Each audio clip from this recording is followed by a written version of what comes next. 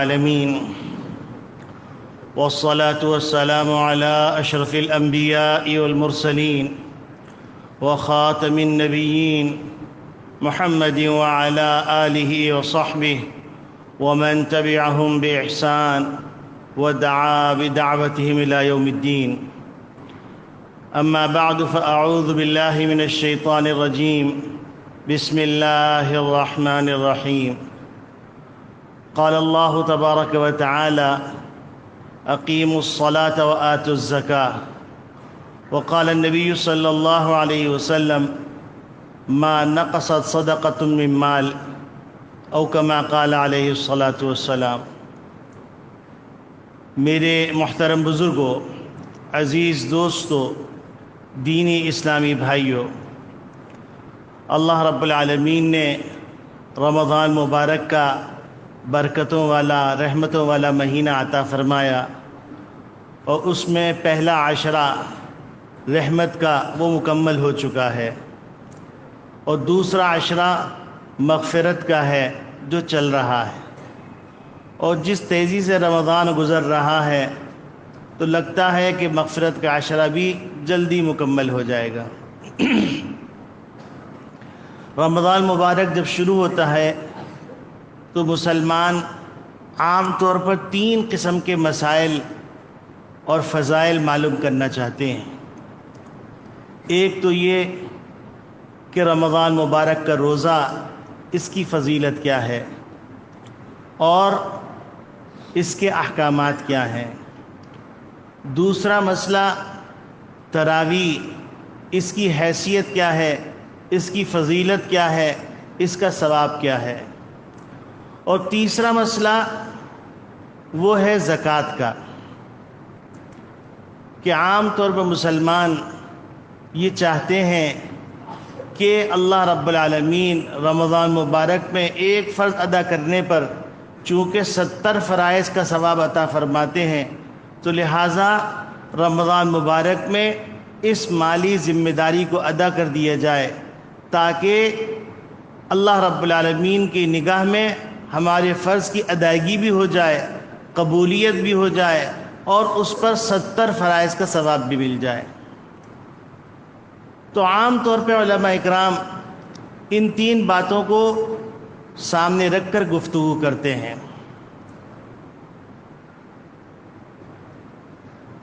لیکن رمضان مبارک میں صرف یہی 3 کام نہیں ہیں. یہ 3 کام اہمیت کے حامل ہیں، لیکن ساتھ ساتھ ہم کو رمضان مبارک کا مقصد سامنے رکھنا ہے. وہ مقصد ہے لعلکم تتقون. یہ سارے کام اس لیے کیے جا رہے ہیں تاکہ تقوی کی صفت پیدا ہو جائے. اور تقوی اللہ کی حرام کی ہوئی چیزوں کو چھوڑنا اور اللہ کے احکامات کو پورا کرنا، نبی کے طریقے کے مطابق ان احکامات کی ادائیگی کرنا، یہ پیغام ہے، یہ فلسفہ رمضان ہے.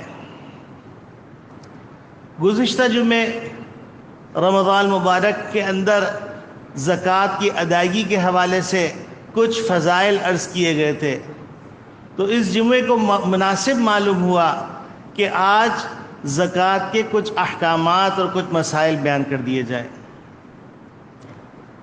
پہلی بات تو یہ ہے کہ یہ زکوٰۃ اسلامی دوسرا فریضہ ہے.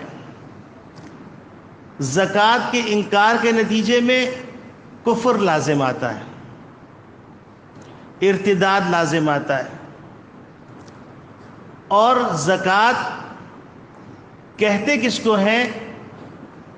تو فقہاء نے اس کی تعریف کی ہے: تملیک المال بغیر عوض لفقیر مسلم غیر ہاشمی ولا مولا. کہ زکوٰۃ کے مال کا مالک بنانا. مالک بنانے کے لفظ سے یہ سمجھ میں آ رہا ہے کہ جو لوگ مالک بن سکتے ہیں ان کو مالک بنایا جائے گا، اور جو لوگ مالک نہیں بن سکتے تو ان کو اگر ادا کیا یا اس مصرف میں ادا کیا تو زکوٰۃ ادا نہیں ہوگی۔ جیسے مثال کے طور پر زکوٰۃ کے مال سے آپ نے کنواں کھدوا دیا، تو زکوٰۃ کے مال سے کنواں کھدوانے کی اجازت نہیں۔ اسی طریقے سے زکوٰۃ کے مال سے آپ نے کوئی تعمیرات کروا دی تو زمین تعمیرات خود اپنی ذات کے اندر مالک بننے کی صلاحیت نہیں رکھتی، تو اس وجہ سے زکوٰۃ کا مال وہاں خرچ کیا جائے گا جہاں اللہ رب العالمین نے خرچ کرنے کا حکم فرمایا ہے۔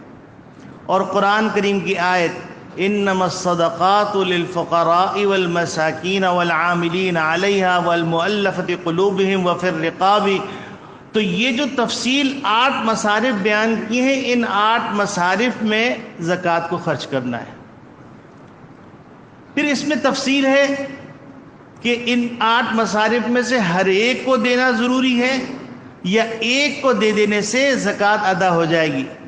امام شافعی رحمۃ اللہ علیہ کے نزدیک چونکہ جمع کا لفظ استعمال کیا گیا ہے اور الف لام استغراق کا استعمال کیا گیا ہے، تو وہ فرماتے ہیں 8 مصارف میں سے ہر ایک کو دیا جائے گا، اور 3 ہر مصرف کے، یعنی 3 فقیر، 3 مسکین، 3 عاملین، 3 غاربین، یہ ان کو 3 کو دیا جائے گا۔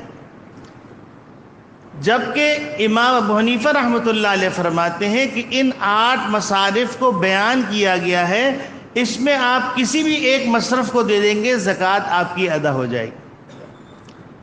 اور مالک بنانا ہے، یہ نہیں کہ آپ نے زکوٰۃ کے مال سے ایک بلڈنگ بنائی اور بلڈنگ بنا کے کہا کہ آپ اس زکوٰۃ کی مال کی بلڈنگ سے کرایہ حاصل کرتے رہیں اور نفع کماتے رہیں، بلکہ ان کو دیا جائے گا کہ وہ اپنے ذاتی مصارف کے اندر جو ان کے ہیں ان میں ادا کر دیا جائے، خرچ کر دیا جائے۔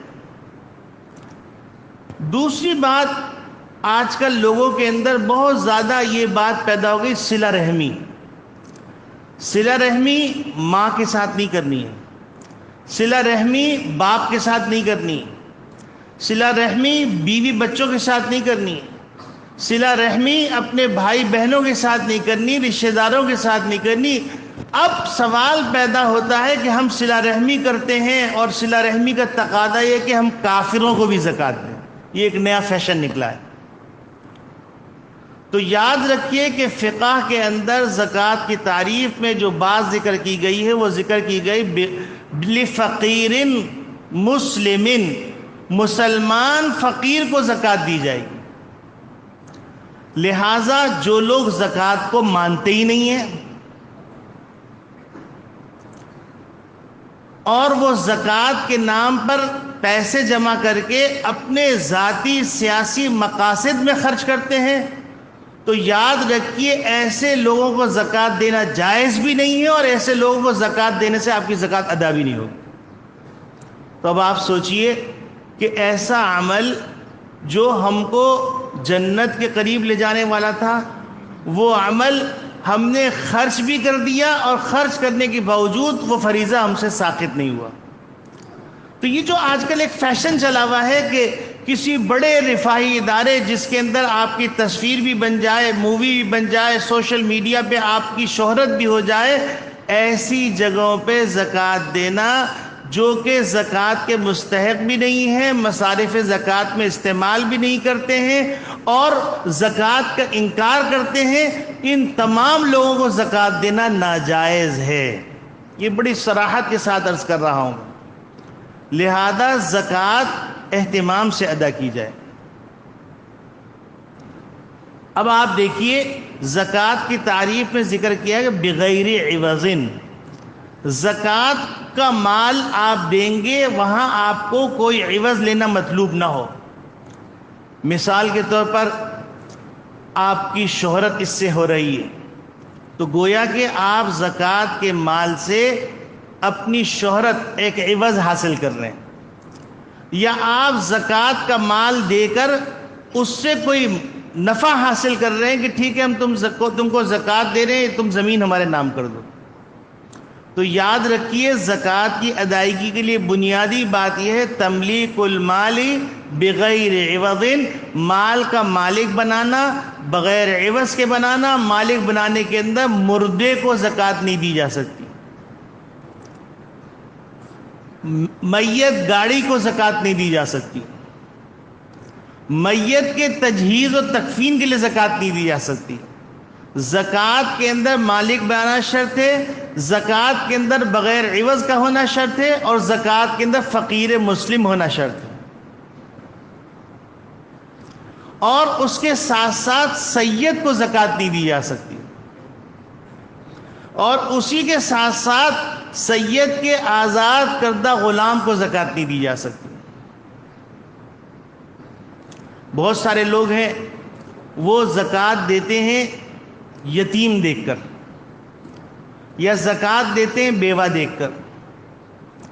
یہ مسئلہ یاد رکھیے گا، زکوٰۃ کے مصارف میں یتیم ہونا مصرف نہیں ہے، غریب ہونا مصرف ہے. زکوٰۃ کے مصارف میں بیوہ ہونا مصرف نہیں ہے، غریب ہونا مستحق ہونا مصرف ہے. بہت سارے یتیم ایسے ہیں کہ جن کے والد نے ورثے میں اتنا مال چھوڑا ہے کہ وہ کئی کی کفالت کر لیں. بہت ساری بیوائیں ایسی ہیں جن کے پاس اللہ نے بہت کچھ دیا ہوا ہے، اور وہ جو ہے خرچ کریں تو ختم نہ ہو، آپ بیوہ سمجھ کے ان کو زکوٰۃ دے رہے ہیں. اسی طریقے سے بہت سارے لوگ زکوٰۃ کی رقم امام کو دیتے ہیں.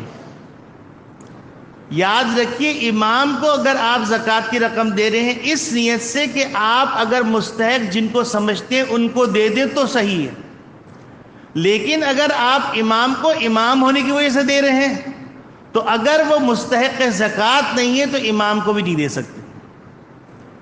اسی طریقے سے مؤذن اگر مستحق زکوٰۃ نہیں ہے تو آپ اس کو بھی یہ تو کر سکتے ہیں کہ آپ زکوٰۃ دیں اور اس سے کہیں کہ بھائی آپ جہاں جہاں بہتر سمجھتے ہیں آپ شریعت کی روح سے وہاں پہنچا دیجئے، یہ تو معقول بات ہے.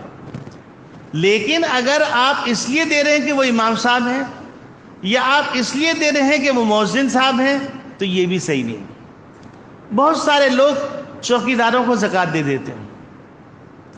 اس میں دو فائدے، ڈرائیور اور چوکیدار. یہ کیوں دیتے ہیں؟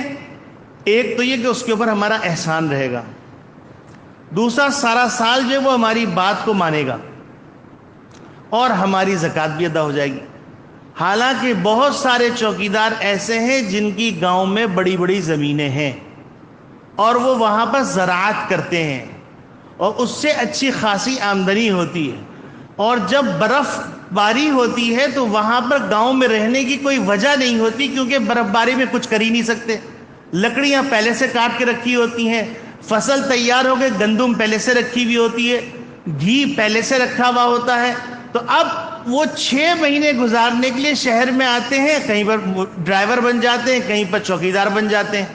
آپ ان کو زکوٰۃ دے رہے ہیں چوکیدار سمجھ کے، تو یاد رکھیے گا یہ زکوٰۃ ادا نہیں ہوگی. ہاں چوکیدار اگر مستحق زکوٰۃ ہے تو بالکل آپ دیجئے، وہ مصرف زکوٰۃ ہے. ڈرائیور اگر مستحق زکوٰۃ ہے آپ بالکل دیجئے. اسی طریقے سے بہت سارے لوگ عیسائی ماسیوں کو اور عیسائی جمعداروں کو پیسے دے دیتے ہیں، کہتے ہیں ان کا بھی حق ہے، وہ بھی غریب ہے. یاد رکھیے گا کہ زکوٰۃ سب سے بڑی بات تو سمجھیے، زکوٰۃ عبادت ہے، اللہ کا حکم ہے. جب زکوٰۃ عبادت ہے، اللہ کا حکم ہے، تو اللہ کے حکم کے مطابق خرچ کرنے سے ادا ہوگی، نبی کے طریقے کے مطابق ادا کرنے سے ادا ہوگی، اپنی منچاہی زندگی گزارنے سے ادا نہیں ہوگی. تو لہٰذا ماسی کو دینا، اور وہ عیسائی ہو یا کوئی اور مذہب سے تعلق رکھتی ہو، تو زکوٰۃ ادا نہیں ہوگی. اسی طریقے سے جمعدار کو دینے سے زکوٰۃ ادا نہیں ہوگی. پھر یہ بات سمجھ لیجئے گا کہ زکوٰۃ کے لیے حکم دیا گیا ہے اقیموا الصلاۃ وآتوا الزکاۃ.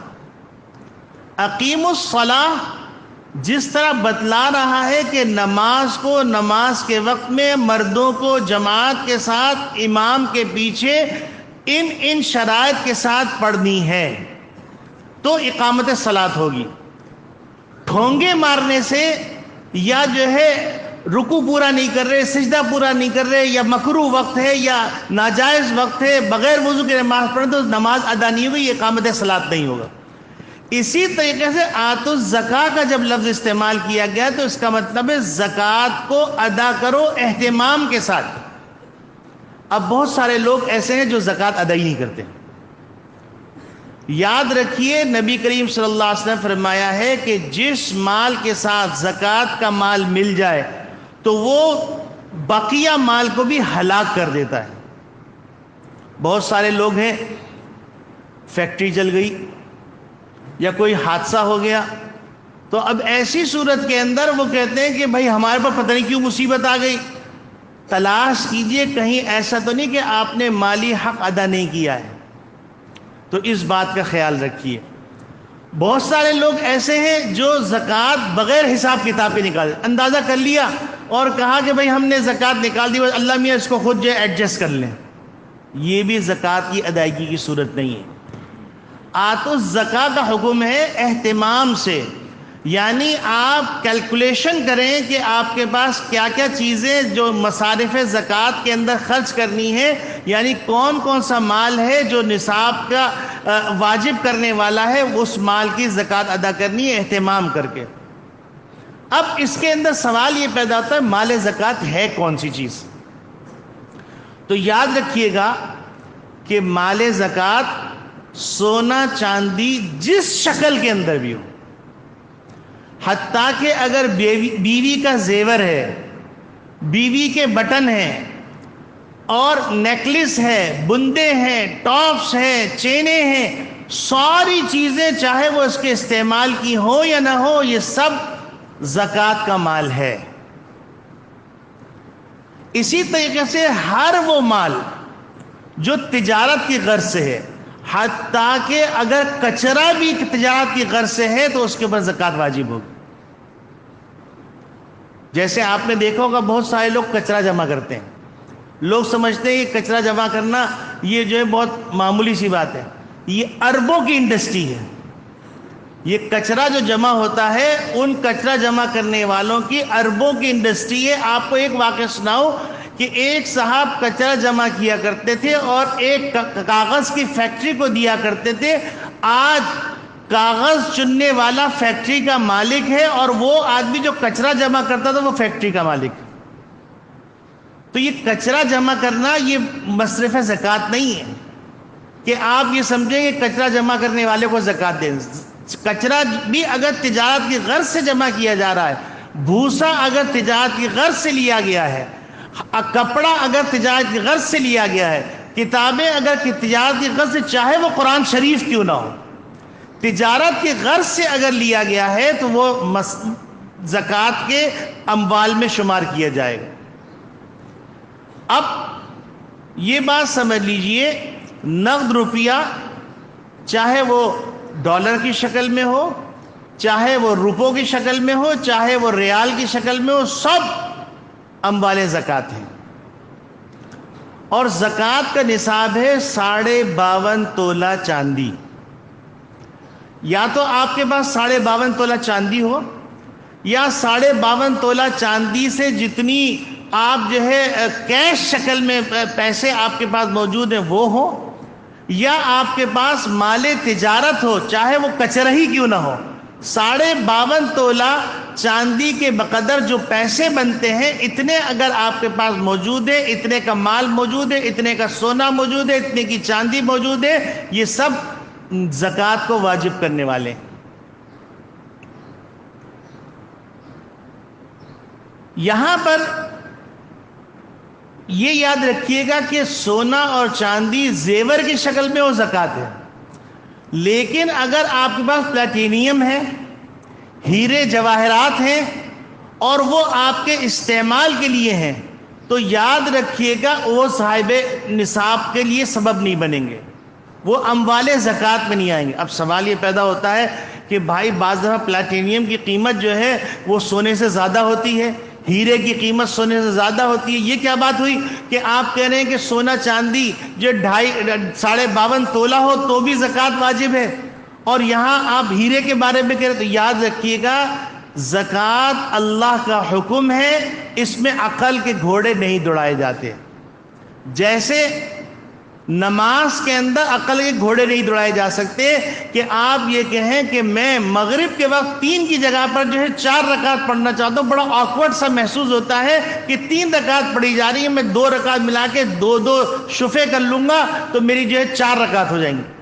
اگر اس نے حقارت کے طور پہ کیا تو ایمانی چلا جائے گا. اگر اس نے ناسمجھی سے کیا تو وہ نمازی ادا نہیں ہوگی. نماز اتنی ہی پڑھنی پڑے گی جتنی رکعات نبی نے بتلائی ہیں اور اللہ کا حکم ہے. اسی طریقے سے حج کے جتنے احکامات ہیں، حج کے جتنے مناسک ہیں، وہ ہم کو یہ سکھلا رہے ہیں کہ اللہ کے حکم کے آگے عقل کے گھوڑے نہیں دوڑانے. اللہ جب کہہ رہے ہیں حرم میں نماز پڑھو تو 1,00,000 نمازوں کا ثواب. جب اللہ کہہ رہے ہیں مینا میں جا کے نماز پڑھو تو مینا ہی میں پڑھنا پڑے گا. جب اللہ کہہ رہے ہیں عرفات میں جا کے پڑھو تو عرفات میں ہی پڑھنا پڑے گا. اب کوئی آدمی یہ کہے کہ بھائی حج کے زمانے میں بڑا رش ہوتا ہے، میں ایسا کرتا ہوں کہ رمضان مبارک میں مناسک حج ادا کر دوں، کیونکہ نہ عرفات میں رش ہوتا ہے، نہ مینا میں رش ہوتا ہے، نہ جمرات میں رش ہوتا ہے، نہ مزدلفہ میں رش ہوتا ہے. میں جلدی فارغ ہو جاؤں گا، رمضان میں یہ کام کر لوں گا، اور جب حج کا زمانہ آئے گا تو میں طواف زیارت کر کے اپنا فریضہ ادا کر دوں گا. تو اس سے کہا جائے گا میاں تمہارا حج نہیں ہوگا. حج کو ویسے ہی کرنا ہے جیسے نبی نے کرنے کا بتایا ہے اور کر کے سکھلایا ہے. تو اسی طریقے سے زکوٰۃ کے اندر عقل کے گھوڑے نہیں دوڑانے. زکوٰۃ کے اندر جن چیزوں کو کہا اموال زکوٰۃ ہیں وہ اموال زکوٰۃ ہیں، چاہے وہ کچرا کیوں نہ ہو. اور جن لوگوں کو کہا، جن چیزوں کو کہا کہ یہ اموال زکوٰۃ نہیں، چاہے وہ ہیرے جواہرات ہی کیوں نہ ہو، اگر استعمال کے لیے ہیں تو یاد رکھیے گا وہ اموال زکوٰۃ میں نہیں آئیں گے. زکوٰۃ کب واجب ہوگی اور زکوٰۃ کے واجب ہونے کی تاریخ کون سی ہوگی اور زکوٰۃ کو ادا کب کیا جائے گا؟ تو لوگ عام طور پہ ان کے درمیان یہ معروف ہے کہ زکوٰۃ کا مہینہ رمضان کا مہینہ ہے. یاد رکھیے گا ہر آدمی کے زکوٰۃ کا مہینہ الگ ہوتا ہے.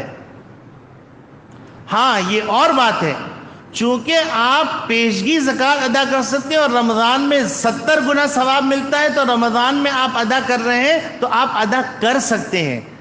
لیکن زکوٰۃ کے واجب ہونے کا زمانہ ہر ایک کا الگ الگ ہوتا ہے، کیونکہ ایک آدمی جنوری میں صاحب نصاب ہوا تو اب وہ اگلے سال جنوری کے اندر زکوٰۃ ادا کرے گا. ایک آدمی فروری میں صاحب نصاب ہوا تو اگلے سال فروری میں ادا کرے گا. ایک آدمی مارچ کے اندر صاحب نصاب ہوا تو وہ ایک آدمی جو ادا کرے گا وہ مارچ میں ادا کرے گا. تو اسی طریقے سے ہر ایک کے مال آنے کا زمانہ الگ ہے. تو مال آنے کا زمانہ جب الگ ہے تو صاحب نصاب ہونے کا زمانہ الگ، تو اس کا سال الگ پورا ہوگا. اور اس میں یہ بات سمجھ لیے گا، جو لوگ اسلامی مہینوں سے سال کو شمار کرتے ہیں تو ان کو چاہیے کہ 1 سال مزید زکوٰۃ ادا کریں، کیونکہ 20 سال کے بعد 1 سال جو ہے زیادہ ہو جاتا ہے اسلامی اور شمسی مہینوں کے اندر. تو لہٰذا 10 دن یا تو زیادہ مال نکال کر ادا کیا کریں، یا پھر جو ہے آپ 1 سال کی مزید ایکسٹرا 20 سال بعد زکوٰۃ ادا کریں. زکوٰۃ رمضان مبارک میں ادا کرتے ہیں تو اس کا طریقہ یہ سمجھ لیجئے گا کہ آپ اپنے پورے پیسے، چاہے وہ آپ کے اگلے سال پورا ہونے سے 1 دن پہلے آئے، وہ بھی نصاب میں گنے جائیں گے. یہ نہیں ہوگا کہ ہر مال کے اوپر سال گزرنا ضروری. مطلب کیا ہوا اس کا؟ مطلب یہ ہوا کہ مثال کے طور پر میں نے جنوری میں کاروبار شروع کیا، 52.5 تولہ چاندی کی میں نے انویسٹمنٹ کی، یعنی اتنی رقم کی. سال کے بیچ میں چیز آئی گئی، کھایا پیا سب کچھ کیا، اور اگلے سال جب جنوری آ رہا ہے تو میں 52.5 تولے کا مالک ہوں. تو گویا کہ سال کا شروع اور سال کا آخر دیکھ کر میں پورے سال صاحب نصاب رہا. جب میں صاحب نصاب رہا تو اب میرے اوپر واجب ہے کہ میں زکوٰۃ ادا کروں۔ اب اتفاق سے کیا ہوا کہ میری رقم رمضان مبارک کی پہلی تاریخ کو یا جنوری کی پہلی تاریخ سے ایک دن پہلے نفع آ گیا۔ اب میرے پاس 52.5 تولہ چاندی سے زیادہ رقم ہے، تو یہ نہیں کہا جائے گا کہ یہ چونکہ اب سال پورا ہونے سے ایک دن پہلے آئی ہے تو لہذا اس کو اگلے سال کے مال میں ڈالا جائے، یہ نہیں ہوگا، بلکہ اسی سال کے مال کے اندر شامل کر کے زکوٰۃ ادا کی جائے گی۔ یعنی میں 52.5 تولہ کے اوپر زکوٰۃ ادا نہیں کروں گا، بلکہ اگر 52.5 کو ڈبل کر لیجئے تو یوں سمجھ لیجئے میں 104 تولہ چاندی کے اوپر زکوٰۃ ادا کروں گا۔ اسی طریقے سے یہ مسئلہ بھی بڑا نازک ہے کہ آپ زکوٰۃ ادا کریں گے تو زکوٰۃ آپ ایک ہی دفعہ میں ادا کر دیں یا سارا سال ادا کر سکتے ہیں۔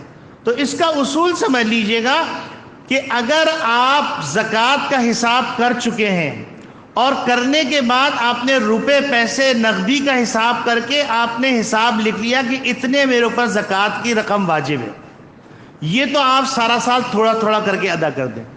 لیکن سونے کے بارے میں یہ سمجھ لیجئے گا، سونے کا حساب کر لیا آپ نے، مثال کے طور پر آج 17 رمضان کو، مثال کے طور پر 17 رمضان کو آپ نے حساب کیا اور 17 رمضان کو آپ نے حساب کر کے لگایا کہ میرے سونے کے اوپر اتنی زکوٰۃ واجب ہوئی، اتنے روپے واجب ہوتے ہیں۔ تو اب لوگ یہ سمجھتے ہیں کہ جس طریقے سے نقدی روپے پہ سال کے اندر ہم ایک ہی حساب سے جو پہلے دن کیا تھا اسی حساب سے ہم ادا کرتے رہیں گے تو ہماری زکوٰۃ اگلے سال تک پوری ہو جائے گی۔ لیکن سونے کے بارے میں یہ سمجھ لیجئے گا، سونا چونکہ اپ ڈاؤن ہوتا رہتا ہے، تو اپ ڈاؤن ہونے کی وجہ سے آپ کو سونے، جس دن سونا ادا کر رہے ہوں گے اس دن کا ریٹ شمار کریں گے آپ۔ اب یہ نہیں کہ آپ نے 218 روپے 2,18,000 روپے پہ آپ نے 1,800 روپے پہ آپ نے حساب لگایا اور اب آپ اسی دن ادا نہیں کر رہے بلکہ 6 مہینے بعد ادا کریں، تو 6 مہینے بعد جو رقم ہوگی سونے کی ویلیو ہوگی اس حساب سے آپ زکوٰۃ دیں گے۔ مزید تفصیلات کے لیے مفتیان اکرام سے رجوع کیجیے۔ اس مسئلے کو سمجھ لیجئے، عام طور پہ لوگ نقدی روپے اور سونے کے روپے کے سال میں ایک دفعہ حساب کر لیتے ہیں اور پورا سال ادا کرتے رہتے ہیں، جبکہ سونے کے اندر فلیکچویشن آتی رہتی ہے، گراوٹ اور اتار چڑھاؤ آتا رہتا ہے، تو اس حساب سے اس کی رقم میں فرق آتا رہتا ہے۔ تو یہ مسئلہ سمجھ لیجئے گا مفتی صاحب سے۔ اب سوال یہ پیدا ہوتا ہے کہ انسان اپنی روزمرہ زندگی کے اندر قرضہ لیتا ہے یا قرضہ دیتا ہے؟ تو جو قرضہ لیتا ہے وہ کہلاتا ہے واجب الادا قرضہ، اور جو قرضہ دیتا ہے وہ کہلاتا ہے واجب الوصول قرضہ۔ واجب الوصول قرضہ کا مطلب یہ کہ آپ کو لوگوں سے لینا ہے۔ مثال کے طور پر آپ کی فیکٹری ہے، آپ نے مال بنایا، مال بنانے کے آپ نے مارکیٹ میں مختلف لوگوں کو مال دے دیا، ابھی آپ کے پاس اس کی ریکوری نہیں آئی ہے، اس کا پیسہ نہیں آیا ہے، لیکن لوگوں کے اوپر اس کا پیسہ واجب ہے، تو یاد رکھیے کہ اس کی زکوٰۃ تو واجب ہوگی ہر صورت میں۔ البتہ شریعت نے یہ گنجائش دی ہوئی ہے کہ آپ کے پاس جب وہ پیسہ آئے اس وقت آپ ادا کریں۔ تو اس میں کیا ہوتا ہے، بعض دفعہ 2 سال بعد پیسہ آتا ہے، تو اگر آپ 1 سال کی زکوٰۃ ادا کریں گے تو آپ پہ بوجھ کم آئے گا، اور اگر آپ 2 سال کی اکٹھا زکوٰۃ ادا کریں گے تو آپ کو زیادہ پیسے ادا کرنے پڑیں گے۔ تو اچھا یہ ہے کہ واجب الوصول قرضے کی ادائیگی آپ جو ہے اسی سال کے نصاب میں شمار کر کے اس کی زکوٰۃ کی ادائیگی کر دیجئے تاکہ اگلے سال اگلا حساب۔ واجب الادا قرضے کے اندر یاد رکھیے گا، ایک قرضہ وہ ہوتا ہے جو انسان اپنی ضروریات زندگی کے لیے لیتا ہے، علاج کے لیے لیا، بچی کی شادی کے لیے یا کسی اور ضرورت کے لیے لیا، گھر کی تعمیر کے لیے، تو وہ قرضہ تو مائنس ہوگا۔ لیکن وہ قرضہ جو آپ نے اپنے کاروبار کی ترقی کے لیے لیا ہے، یعنی آپ نے ایک فیکٹری تھی، آپ دوسری فیکٹری لگانے کے لیے قرضہ لیا ہے، تو اس میں تھوڑی سی تفصیل ہے۔ وہ تفصیل یہ ہے کہ آپ نے اس کے ذریعے سے خام مال خریدا ہے یا اس کے ذریعے سے آپ نے جائیداد بنائی ہے اور مشینری لی ہے۔ اگر آپ نے اس کے ذریعے سے خام مال 50% کا خریدا ہے اور آپ نے 50% سے فیکٹری خریدی ہے اور 50% سے آپ نے مشینری خریدی ہے، تو یاد رکھیے اگر آپ نے 1 کروڑ روپے قرضہ لیا ہے، 50 لاکھ کی فیکٹری بنائی ہے اور 50 لاکھ کا آپ نے یان خریدا ہے، تو ایسی صورت کے اندر 50 لاکھ منہا ہوں گے، مائنس ہوں گے، اور 50 لاکھ مائنس نہیں ہوں گے، کیونکہ وہ اموال زکوٰۃ میں سے نہیں۔ اسی طریقے سے آپ کے پاس گاڑی ہے، چاہے وہ 2 گاڑیاں کیوں نہ ہو، آپ کے پاس مشینری ہے، چاہے 10 مشینریاں کیوں نہ ہو، آپ کے پاس موٹر سائیکلیں، چاہے آپ کے استعمال کی 4 موٹر سائیکلیں ہوں، یہ زکوٰۃ کے اندر شامل نہیں ہوں گی۔ اس کی وجہ سے کوئی آدمی صاحب نصاب نہیں بنے گا۔ اسی طریقے سے یہ بات سمجھیے، شیئرز کون سے جائز ہیں کون سے جائز نہیں ہیں، اس کی تفصیلات مفتی صاحب سے معلوم کر لیجئے گا۔ یہ جگہ نہیں ہے، وقت نہیں ہے کہ اس میں آپ کو یہ تفصیل بتائی جائے۔ تو یاد رکھیے گا، شیئرز چاہے آپ نے ڈیویڈنڈ کے لیے لیے ہوں یا کیپٹل گین کے لیے لیے ہوں، تو شیئرز کی جو کرنٹ ویلیو ہے، اس کرنٹ ویلیو کو لگا کے اس پہ زکوٰۃ ادا کی جائے گی۔ یہ نہیں ہوگا کہ آپ نے مثال کے طور 10 روپے کا شیئر خریدا، اب وہ شیئر 100 روپے کا ہے، تو آپ 10 روپے کے حساب لگا کر زکوٰۃ ادا کرنا چاہیں گے تو زکوٰۃ ادا نہیں ہوگی، وہ صرف 10 روپے کی ادا ہوگی۔ آپ نے اگر شیئر خریدا ہے 10 روپے کا، وہ شیئر ہو گیا 100 روپے کا، تو آپ 100 روپے کا حساب لگا کر زکوٰۃ ادا کریں گے۔ لیکن اگر آپ نے شیئر خریدا ہے 100 روپے کا، وہ 10 روپے کا ہو گیا، تو آپ 10 روپے کا حساب لگا کے پھر زکوٰۃ ادا کریں گے۔ یہ نہیں ہوگا کہ آپ کے 100 روپے والا شیئر تھا، اب 10 روپے کا ہو رہا ہے تو لہذا میں 100 روپے میں ادا کروں گا، یہ نہیں ہوگا۔ ایک اور مسئلہ، وہ مسئلہ یہ ہے کہ زکوٰۃ کس کو دی جا سکتی ہے اور کس کو نہیں دی جا سکتی۔ تو اس کا اصول سمجھ لیجیے گا، وہ اصول یہ ہے کہ ولادت کا رشتہ اور نکاح کا رشتہ، یہ 2 رشتوں میں زکوٰۃ نہیں دی جا سکتی۔ باقی سارے رشتہ داروں کو زکوٰۃ دی جاتی ہے، بشرطے کہ وہ مستحق ہوں اور سید نہ ہو۔ ولادت کا رشتہ مطلب باپ بیٹے کو، بیٹا باپ کو، باپ اپنے باپ کو یعنی بچے کے دادا کو، اسی طرح اوپر تک چلے جائیے، دادا پردادا سگڑ دادا نگڑ دادا، وہاں تک نہیں دے سکتے۔ اسی طرح سے نیچے آ جائیے، پوتا پڑ پوتا سگڑ پوتا نگڑ پوتا، جتنے پوتے بنا سکتے ہیں آپ بنا لیجئے۔ یہ باپ اپنے پوتوں کو نہیں دے سکتا، اپنے بیٹے کو نہیں دے سکتا، اور بیٹا اپنے باپ اور داداؤں کو نہیں دے سکتا۔ اسی طریقے سے نکاح کا رشتہ نے شوہر بیوی کو نہیں دے سکتا، بیوی شوہر کو نہیں دے سکتی، باقی جس کو چاہے دے۔ یہ اصول آپ ذہن میں رکھیں گے تو آپ کو مصارف زکوٰۃ جو ہیں 8 وہ یاد رہیں گے، اور اس بنیاد کے اوپر آپ زکوٰۃ دیں گے اور اس بنیاد پہ زکوٰۃ نہیں دیں گے۔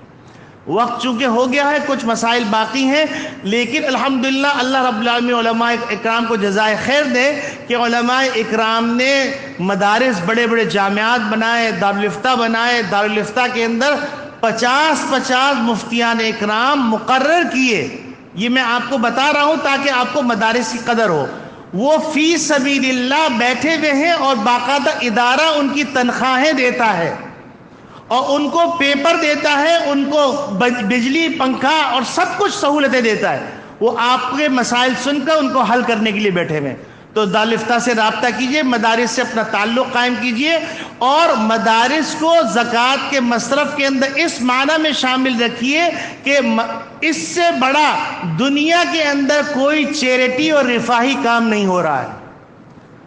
طلبہ کسی مدرسے میں 10,000 ہیں، کسی مدرسے میں 15,000 ہیں، کسی مدرسے میں 8,000 ہیں، اور ان طلبہ کا کھانا، ان طلبہ کی رہائش، ان طلبہ کے علاج معالجہ، ان طلبہ کی کتابیں، ان طلبہ کی ضروریات زندگی کی چیزیں، سب چیزیں ادارہ فراہم کرتا ہے، اور بہت سارے طلبہ مستحق ہوتے ہیں۔ تو لہذا آپ کا جامعہ موجود ہے، جامعۃ العلوم الاسلامیہ علامہ بن ٹاؤن، اس کو آپ زکوٰۃ کی ادائیگی میں یاد رکھیے۔ اسی طریقے سے فطرے میں آپ یاد رکھیے، دارالعلوم کورنگی ہے، فاروقیہ ہے، اشرف المدارس ہے، اشرفیہ ہے، یہ جتنے مدارس ہیں، علماء اکرام کا پورا بورڈ ان پیسوں کو خرچ کرتا ہے اس مصرف میں جس مصرف کا خرچ کرنے کا حکم دیا گیا ہے۔ بس ان باتوں پہ میں اپنی گفتگو ختم کرتا ہوں۔ اللہ رب العالمین ہمیں صحیح طریقے سے زکوٰۃ ادا کرنے کی توفیق عطا فرمائے۔ وآخر دعوانا ان الحمدللہ